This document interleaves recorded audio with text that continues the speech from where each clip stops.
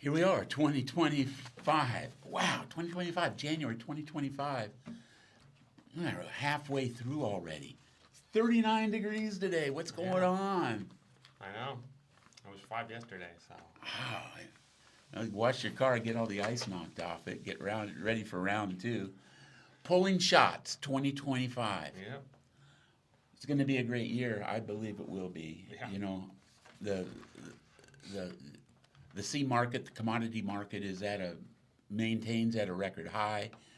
Right now, I think it's closing today. It closes today at 130. I think it was at like 327.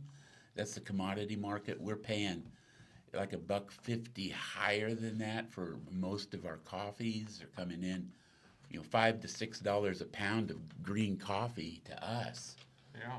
makes it tough. It does. We've tried some things in the past. Yeah, We we can't just continue to raise prices to our wholesale customers. We got to figure out a way, and we'll talk to that about that in just a little bit. But remember when we were looking at the RTD, the ready to drink coffees as a roaster, and hmm it didn't work well for us. I can't remember what all happened. not us. I mean, that was about 4 years ago. I think we started that. It was just something that kind of fell in our lap. The back end of COVID, or in the middle of COVID, I guess.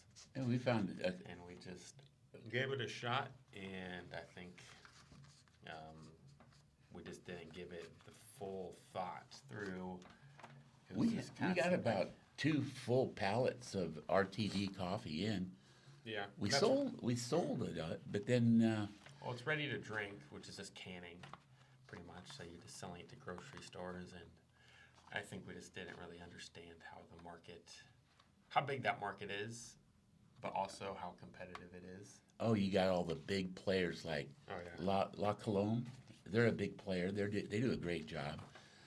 yeah, But they get their numbers down. They'll run like a half a semi load of ready to drink or a full semi load of ready to drink coffees in cans. And there's no way a small roaster like us can compete price wise. Quality wise, we can. yeah. But what about the process to pasteurize? Is Yeah. that we didn't pasteurize our coffee the way we should have? I know. Yeah, I think there was a few different terms out there. One is cold chain, where it is just, I think it remained cold, and there's a little less pasteurization, but the quality might be a little better. I think it was. And then there's just full on heat pasteurization. I can't think of the name, but those names got a little confusing for us, and it Well, I think it just got confusing too for we were using a canner out of Chicago. We would roast our coffee, ship it to the canning the producer, and they would can it for us in our cans that we had bought, yeah, and we would try to run a cold chain all the way through to the end, and that's not easy to do. no, And then you're dealing with the expiration dates and trusting people that they don't leave it out because all the other stuff like that in a can of Coke that can be out. indefinitely. Yeah, so And so they get it, those mixed up, and this thing becomes dangerous. it does. The wrong So person. RTD ready to drink coffees weren't an option for us, but Yeah, we have to consider other aspects that our customer, we can't just keep raising prices. We and so one of the things that we have determined to do is to find ways to buy coffee less expensive. And one of the things that we have I'll be. A couple of us are going to Nicaragua later actually in February the prime, during the middle of the harvest. So we'll be sending some video back and showing some of the farms that we're going to be looking at buying. But we got to get more creative as a roaster on sourcing coffees that are going to be high in quality but more affordable. We just can't keep raising prices. That's not going to work. We're competitive, very competitive where we are right now. But if the market's so volatile, if it spikes up again, I'm committed not to going higher than we are right now. We're at a place that I don't feel. Well, you got other options like your first podcast with Fernando. Oh yeah, Two well, Birds. yeah, Fernando. Yeah, he's a small producer. That He just he works more direct trade, where we're cutting out some of the middle handlers that that increase the price. But then it puts more weight on us as a green coffee buyer to make sure the coffee that we're cupping at origin, which means at the country, is the same coffee that ends up in the port. Yeah. So um, we will have to be the ones that safeguard that the end product is exactly what the product that we cupped at source, at origin, which will be Nicaragua. Yeah. Nicaragua produces some very, very fine coffee. They are going to be. They don't get a premium price like a Costa Rican or a Guatemalan, but the quality is extremely high that we can perhaps work into some of our blends to make it more affordable for the end consumer. Um, we want to be in business Yeah. for the next generation, right? Yeah. So we got to be smart. Yeah. But yeah, I think there's just other options. There's the C market. You kind of taking, there's pros and cons to everything. I guess it's kind of weighing those out. Yeah, one thing I noted here, our quality needs to remain high. We got to look for ways to purchase coffee without always raising prices. The current market is very, very volatile. With they saying in 2025, there's little relief in sight. So, I think our coffees have gone up maybe $1.50 in the past 3 years to the end user, which isn't bad. It's the coffee has gone up higher than that to us, and we passed as much along as we felt we could without losing our wholesale customers and having them go to more institutional coffees, which would, that's not good for the specialty coffee market. No. So, Well, we are reading off of this. It's a Perfect Daily Grind. At the end of the year, they just released a year in review blog, and we're just kind of taking a couple notes off of that. what about I was looking here too. We got a nice micro lot in too, so we're also offering very, very high end coffees. Why don't you speak a little bit to that micro lot that we just got in, We got a Columbia. I think it scored 87. which is extremely high for a Latin American coffee. Yeah, we've been trying it all week. We really like it. I think it's good espresso. It's just well balanced, fruity, chocolatey, just slight acidity. We took it to about. Did we take it to about a medium roast? Would you say? Yeah, a little lighter. A little lighter. And I medium cupped light it personally as an espresso, and it was extremely delicious.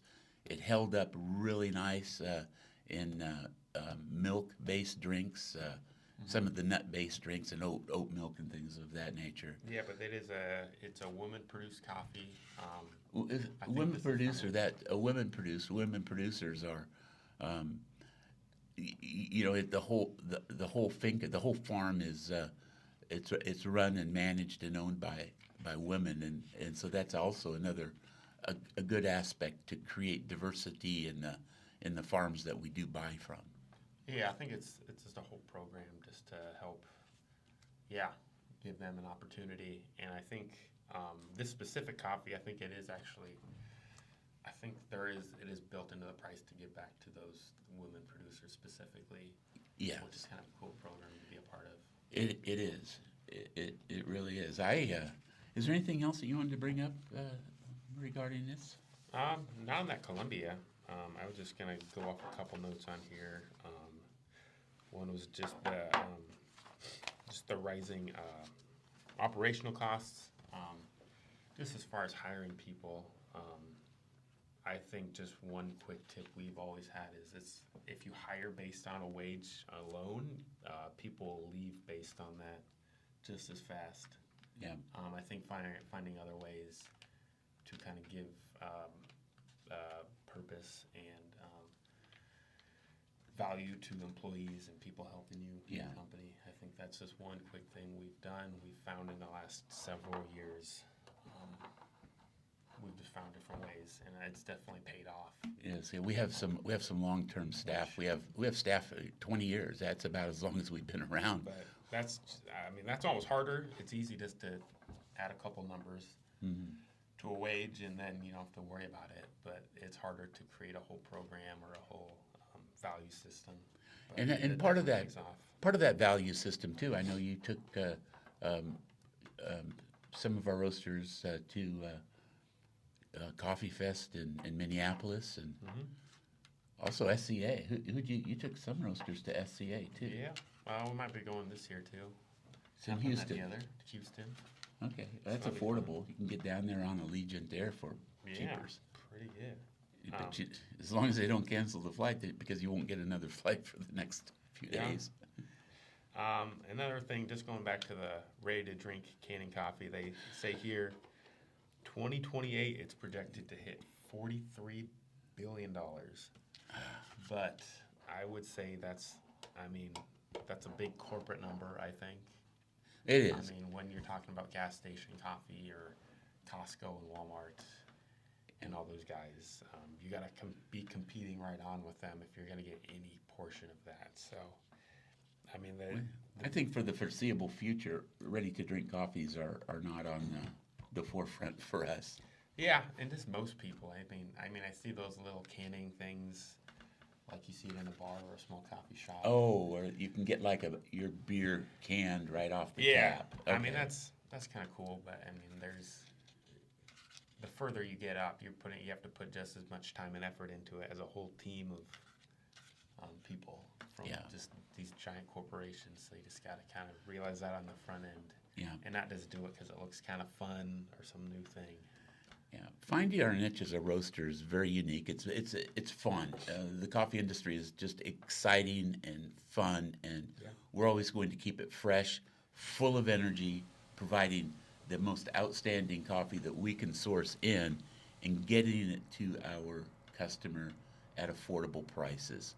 That's our mission, and we are going to stick to it. We're going to be here for a long time. Yeah. I mean, another thing they say is small roasters need to leverage quality over price. And I think I don't know if we're quite a small roaster in what they're saying, but I think that is a big way to kind of make your spot in the market if you can leverage other ways. Yeah.